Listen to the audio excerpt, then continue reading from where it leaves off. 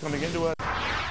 Well, when is an earmark not an earmark? When they really don't call it an earmark, and when, in the case of Oklahoma Republican James Inhofe, it gets a powerful anti-pork Senate lion to kind of go along with the new definition, no less than John McCain, who's apparently fine, writing off on special project spending as long as it clears the Senate as such.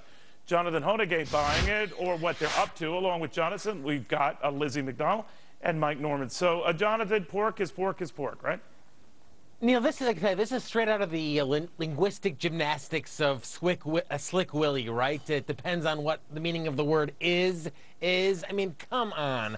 An earmark is an earmark. It is a government expenditure beyond its proper role, protecting individual rights. And it's just shameful to think that both McCain and Inhofe get on board with this type of thing after hearing so loudly, so clearly from many of their constituents that earmarks truly have to stop. They're not on board with that, and I think they're missing out on the big political trend in the country right now, unfortunately. What do you think, Mike?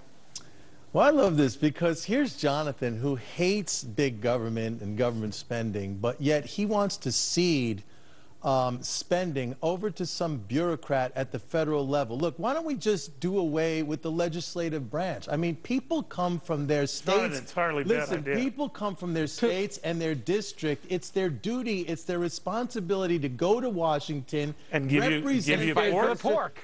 Ask for money directed in areas where they obviously know in their locale what the needs are. But then why not an up or down? Why not up or down vote on that specific legislation? Well, I think rather than lumping it into stuff. What is trying to do is create some transparency there, that it has to be approved by Congress to what those projects actually are. Fine, Look, fine. But is that any different, Lizzie, than just an up or down vote on just the legislation itself? It is different. No, it would just be authorized by the Senate committee. It doesn't mean it would be brought to the floor for a vote. It had to meet so-called very vague funding eligibility criteria. I mean, look at this is sort of a piece with, you know, calling the health reform individual mandate tax a fee, or rebranding global warming, you know, climate change. This is pork, and we don't know how big this is. And the problem, Neil, too, the big thing is the president is about to run into another re-election campaign. You know, he's going to want to say we need more spending to keep the jobless rate low and to lower the jobless rate, not just at the federal, but at the state level as well. Go ahead.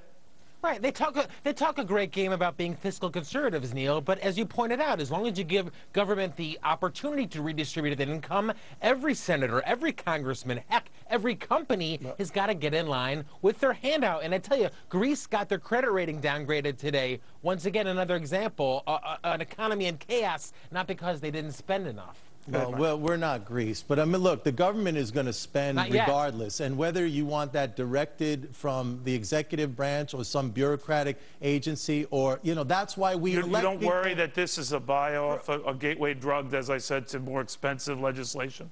No, I don't. We buy you off with the bridge that you want, Mike. We buy you off with that, so you'll vote for that $1 trillion too. No, I don't, because first of all, that's what this allows. That's what this allows. The whole argument that earmarks are necessary to ban because it's adding so much to the deficit. That's a lot of no. It's $16 billion, but Lizzie, my point is it leads to other. It's the buy-off. Oh yeah, it certainly does through the Appropriations Committee. At least $100 billions of dollars, and it released this whole culture in Washington over supersize me government is okay and fine. No, when the taxpayer has to pay the rising interest costs on that debt, and their taxes are going up to cover the interest costs on the debt. Real quick, Johnny.